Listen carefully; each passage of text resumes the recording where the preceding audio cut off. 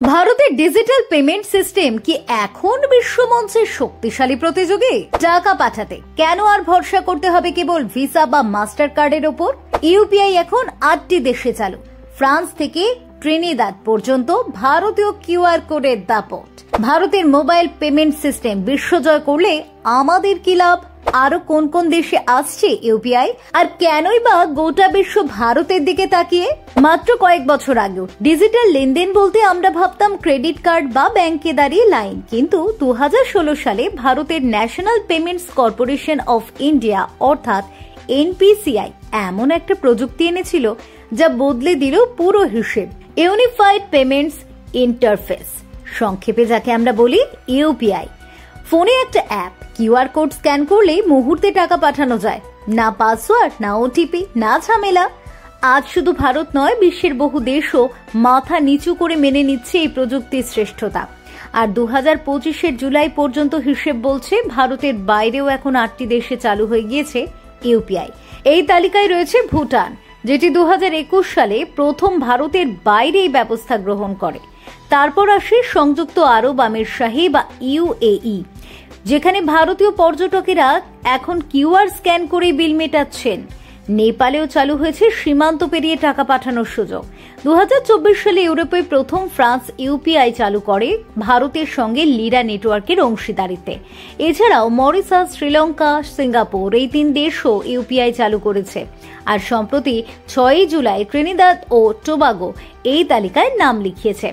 এই আন্তর্জাতিক বিস্তারের কারণ কিন্তু অনেক। প্রথমত, ইউপিআই লেনদেনের খরচ প্রচলিত পদ্ধতির তুলনায় 25% কম। দ্বিতীয়ত, এটা এতটাই সহজ আর ইউজার ফ্রেন্ডলি যে একজন প্রযুক্তি অজ্ঞ মানুষ অনায়াসে টাকা পাঠাতে পারেন। তৃতীয়ত, ভারতের সঙ্গে অন্যান্য দেশের চুক্তি যেমন ফ্রান্স, জাপান বা সিঙ্গাপুরের সঙ্গে সই হওয়াতে মৌ থেকে ইউপিআই কে এক ধাক্কায় আন্তর্জাতিক করেছে। এই বিস্তার শুধু গর্বের নয়, বাস্তবিক ফলদায়কও। আপনি যদি বিদেশে থাকেন, এখন অনেক জায়গায় ডলার বা ইউরোর বদলে সরাসরি রুপি থেকে ইউপিআই পেমেন্ট করে দিতে পারবেন।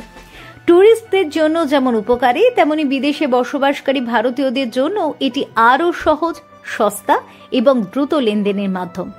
এখানে শেষ নয়, 2025 সালে ইউপিআই চালু হতে চলেছে আরও 4 থেকে 6টি দেশে, যেমন কাতার, মালয়েশিয়া, থাইল্যান্ড, ওমান, মলদ্বীপ, এমনকি যুক্তরাজ্যেও।